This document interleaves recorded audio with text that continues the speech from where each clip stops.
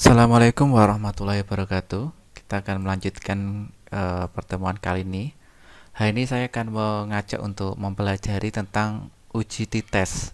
Jadi uji t-test ini digunakan untuk membandingkan dua data. Contohnya Pak, contohnya seperti ini. Misal sampean ingin melakukan penelitian, yaitu eh, contoh judulnya ya. Biasanya contoh judulnya adalah efektivitas metode STAD untuk meningkatkan hasil belajar titik titik titik. Jadi di situ ada permasalahan, ada peneliti yang dia ini ingin menguji coba suatu metode. Jadi metode pembelajaran yang dipilih itu metode STAD yang dia gunakan untuk mengecek apakah metode yang digunakan ini bisa meningkatkan hasil belajar atau tidak. Nah, kalau kasusnya seperti itu, berarti si peneliti ini harus membandingkan dua data. Yang pertama itu adalah data yang menggunakan metode STAD, yang kedua data yang tidak menggunakan metode STAD. Dalam kasus ini yang dibandingkan itu adalah hasil belajarnya. Nanti ke depan tidak hanya hasil belajar, bisa jadi komunikasinya, bisa jadi minatnya, bisa jadi motivasinya, berbagai cara. Cuma dalam contoh ini saya akan membandingkan itu adalah hasil belajarnya. Nah, kurang lebih seperti itu. Uji T ini nanti ada dua bentuk. Yang pertama uji T berpasangan, bahasa Inggrisnya paired.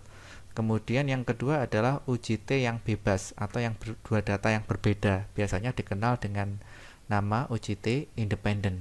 Nanti kurang lebih perbedaannya itu kalau uji T paired biasanya untuk data sebelum dengan data sesudah. Kalau uji T independent itu biasanya nanti ada dua data, yaitu ada perlakuan A dan perlakuan B yang biasanya dikenal dengan istilah data eksperimen dan data kontrol. Eksperimen itu yang diberikan perlakuan, diberikan metode pembelajaran, sedangkan kelas kontrol itu yang tidak diberikan metode pembelajaran. Nah, hari ini kita akan mempelajari uji T paired. Uji T paired secara rumus dirumuskan dengan rumus yang ada di slideshow. Nanti slideshow ini akan saya upload di Google Classroom, nanti bisa dicek. Jadi pertama ada istilah D-bar. D-bar itu adalah rata-rata selisih dari data ke satu, data sesudah dikurangi dengan data sebelum. Nah, kalau SD bar itu adalah standar deviasi dari selisih, yaitu data kedua, maksudnya kedua itu data sesudah dikurangi dengan data sebelum. N itu adalah banyaknya data atau banyaknya siswa yang diteliti. Nanti ada DK. DK itu adalah derajat kebebasan, yaitu banyaknya data dikurangi dengan 2. Nah, itu kurang lebih seperti itu nanti langkah-langkahnya. Nah, contohnya sebagai berikut. Berarti kan contoh ini, jadi dari contoh ini ada seorang peneliti, dia itu menguji suatu model pembelajaran STAD. Jadi model pembelajaran STAD itu akan diuji. Peneliti ini mempunyai mengambil data di suatu sekolah, di mana sekolah itu hanya terdapat satu kelas, tidak berbentuk kelas paralel A dan B, sehingga si peneliti ini dalam menguji datanya itu menggunakan model paired bisanya. Nah, kenapa caranya seperti ini? Jadi di langkah awal sebelum si peneliti ini menggunakan model pembelajaran STAD, dia memberikan tes awal atau dinamakan pretest, yaitu nilai siswa sebelum menggunakan metode STAD. Ini data yang ada di sini. Ini adalah data siswa sebelum siswa tersebut diberikan pembelajaran menggunakan metode STAD. Nah, kemudian setelah memperoleh data pretestnya, peneliti itu mengajar di kelas tersebut dengan menggunakan model STAD. Nah, dari setelah mengajar pakai model STAD, kemudian si peneliti mengambil data post test. Jadi ini adalah nilai siswa setelah atau sesudah diberikan metode STAD. Dari dua data ini, peneliti ini ingin menguji apakah, jadi dia itu membuat yang namanya pertanyaan penelitian, apakah ada perbedaan antara sesudah menggunakan STAD dengan sebelum menggunakan STAD. Sebenarnya ada perbedaan enggak sih yang sesudah dengan sebelumnya? Nah, kalau bagaimana cara mengujinya? Adapun langkah-langkah mengujinya sebagai berikut. Langkah pertama, peneliti ini dia membuatkannya di dalam Excel. Jadi dia menyiapkan Excel terlebih dahulu.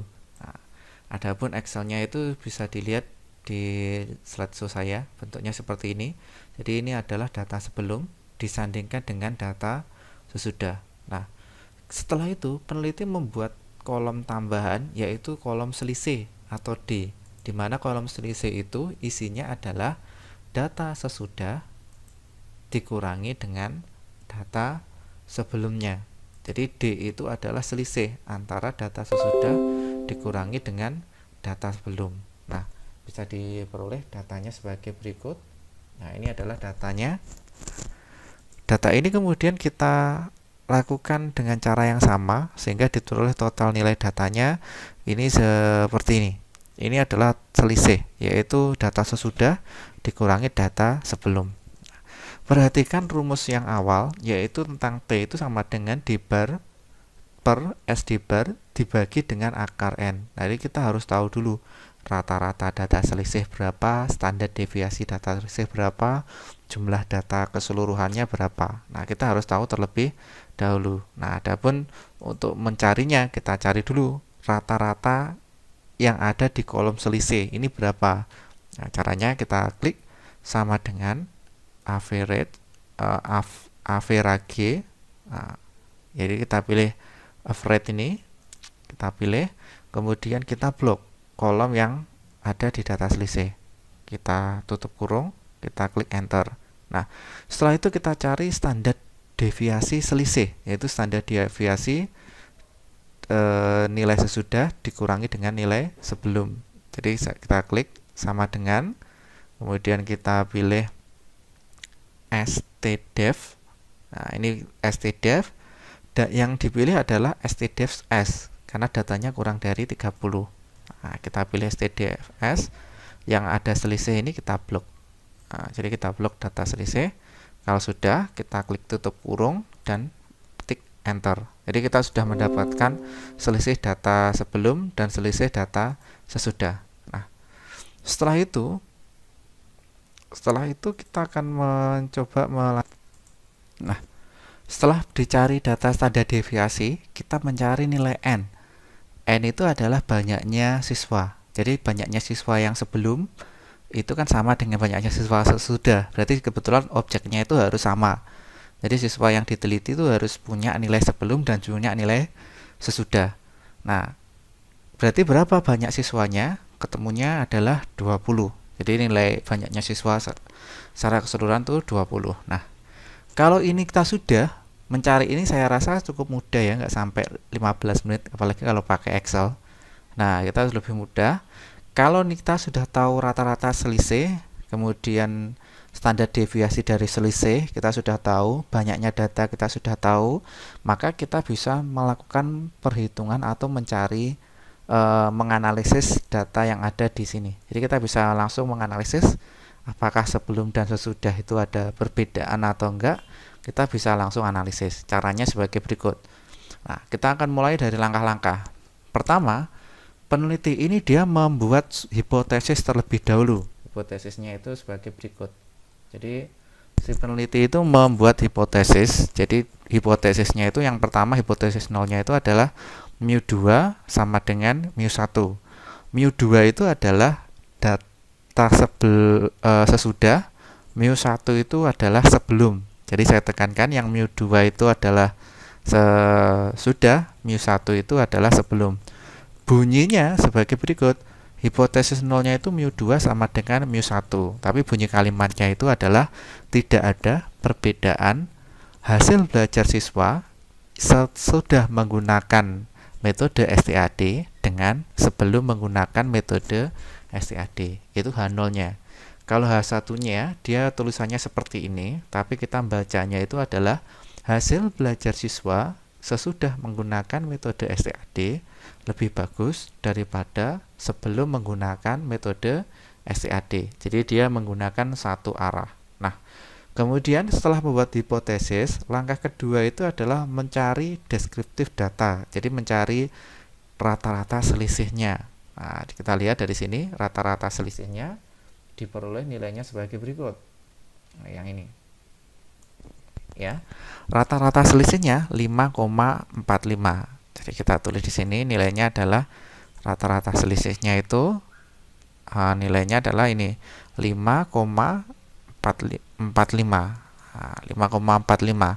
Kemudian dari hasil perhitungan tadi, dari analisis data deskriptifnya itu standar deviasi dari selisih. Selisih itu kolom selisih tadi, nilainya adalah 4,32222 dan seterusnya. Jadi saya bulatkan 2 digit angka menjadi 4,32.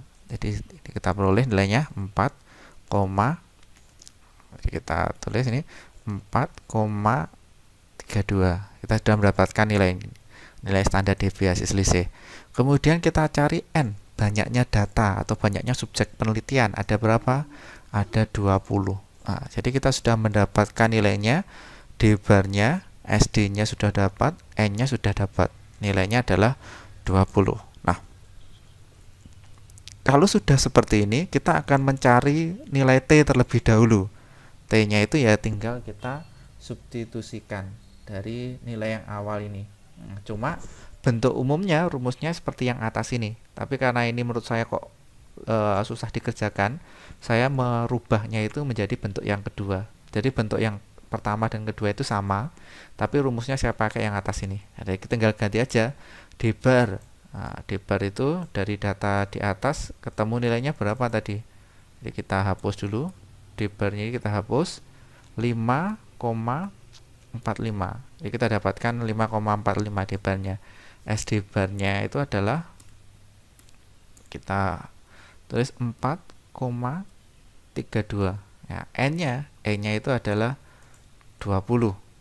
Nah, kita tulis ini 20. Nah, kalau sudah itu kita hitung menggunakan kalkulator. Jadi kita hitung pakai kalkulator. Akar dari 20. Ini kita tulis, kita lakukan seperti ini.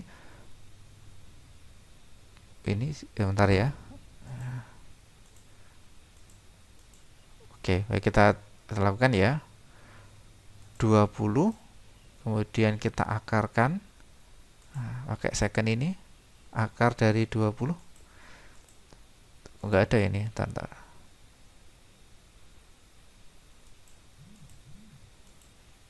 Oh, ini akar dari 20. Nah, kita tulis ini akar 20 kan 4,4722 dikali dengan 5,45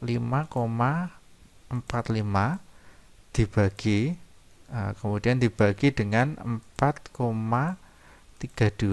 Nah, nilainya adalah ini, hasilnya 5,64. Jadi ketemu hasilnya itu adalah 5,64. Kamu nilai T-nya itu 5,64. Nah, ini T ini namanya T hitung, T dari hasil perhitungan. Jadi cukup mudah banget ya cara menghitungnya, tidak makan waktu lama. Kalau T hitung sudah, kita memerlukan T tabel untuk menyimpulkan H0 ditolak atau diterima. Jadi kita buka dulu T tabelnya. Kita coba buka T tabel. Ini T tabel itu yang tabel yang pertemuan minggu lalu masih ada tuh T tabelnya. Nah, jadi kita cari T tabelnya. Nah, T tabel ini kemarin kan ada bunyinya ada DF ya. DF itu sama dengan DK. Nah, di mana DK-nya itu kalau dari sini DK itu diperoleh dari ini. Nah, DK itu adalah N-2, banyaknya data dikurangi 2. Banyak data tadi kan 20. 20 kurangi 2 nilainya 18. Jadi kita cek di sini. Jadi kita cek caranya ya, kita lihat dari tabel tersebut. Ini. Nah, ini. Nah, kita lihat tabelnya. Pertama kita pilih dulu. Yang pertama yang kita pilih itu adalah satu, nilainya. Nilainya yang kita pilih kan 0,05. Kenapa bawah? Karena yang bawah itu adalah satu arah. Untuk yang lebih dari atau kurang dari. Ini saya beri bold aja ya, biar nggak bingung. Jadi pilihannya tinggal atas dan bawah. Gunakan yang saya beri tanda kuning ini. Karena saya tadi hipotesis nolnya, jadi karena saya tadi hipotesis nolnya bentuknya kayak gini, ini kan lebih dari, berarti ini yang dinamakan dengan uji dua arah. Jadi uji satu arah, uji satu arah. Karena uji satu arah berarti saya menggunakan atau memilih yang bagian bawah 0,05, n-nya 20 dikurangi 2, 18. Jadi saya luruskan, ini nilainya adalah 18. Nah, ini lurusannya. Nah, saya kecilkan ya biar kelihatan. Jadi 0,05 ini 18. Oh, ketemulah nilainya yang ini. 2,10092. Saya bulatkan 2 digit angka 2,10. Nah, jadi kita pilih nilainya 2,10. Jadi t-tabelnya kita mendapatkan nilai t-tabel nilainya adalah 2,10. Nah, setelah kita tahu t-tabel, kita harus tahu syarat kapan H0 ditolak. H0 ditolak apabila T hitung lebih dari t-tabel. T hitungnya tadi nilainya adalah 5,64. T-tabelnya bunyinya adalah 2,10. Apa yang bisa disimpulkan? T hitung dengan t-tabel lebih besar mana? Titik-titik ini akan kita ganti dengan tanda, oh ternyata T hitung lebih besar dari t-tabel. Berarti kesimpulannya apa? Kesimpulannya itu karena T hitung lebih besar dari t-tabel, kesimpulannya adalah H0 ditolak. Nah, ini kesimpulan tentang hipotesis yang diterima. Kalau bentuk kalimatnya, kalau begitu bagaimana? Hasil belajar siswa sesudah menggunakan model pembelajaran STAD lebih baik atau lebih bagus daripada sebelum menggunakan metode pembelajaran STAD. Jadi ini harus sampai disimpulkan. Nah, kesimpulan bentuk kalimatnya ternyata hasil belajar siswa sesudah menggunakan model pembelajaran STAD lebih baik daripada sebelum menggunakan metode pembelajaran STAD. Jadi yang ini biar lebih enak, ini saya beri tanda bold aja ya, biar fokus. Yang sesudah itu ternyata lebih baik daripada sebelum. Jadi lebih baiknya itu saya bold aja. Kata ini kata kuncinya di sini. Nah, kalau begitu saya tarik kesimpulan. Dari hasil data si peneliti ini yang dia itu mengambil data sebelum dibandingkan dengan data sesudah, setelah dilakukan perhitungan, yaitu mulai dari si peneliti itu membuat hipotesis, kemudian mencari deskriptif data, mencari D-bar, yaitu rata-rata data selisih, mencari SD-bar, standar deviasi data selisih, dan seterusnya, terus sampai ketemu nilai T-nya, kemudian mencari T-tabel. Nah, ternyata kesimpulannya itu H0 ditolak. Jadi H0 yang ini itu ditolak. Berarti kalau H0 ditolak, berarti yang diterima adalah H1. Berarti kesimpulan H1 apa? Hasil belajar siswa sesudah menggunakan model STAD lebih baik daripada sebelum menggunakan STAD. Jadi dari data yang diperoleh peneliti ini, si peneliti ini bisa menarik kesimpulan dari hasil analisis statistik uji T-Pirate. Kalau berarti dari nilainya ini didapatkan nilai yang sesudah itu lebih baik daripada yang sebelum menggunakan STAD. Baik, sementara itu dulu dari saya, cukupkan dulu. Sekian, wassalamualaikum warahmatullahi wabarakatuh.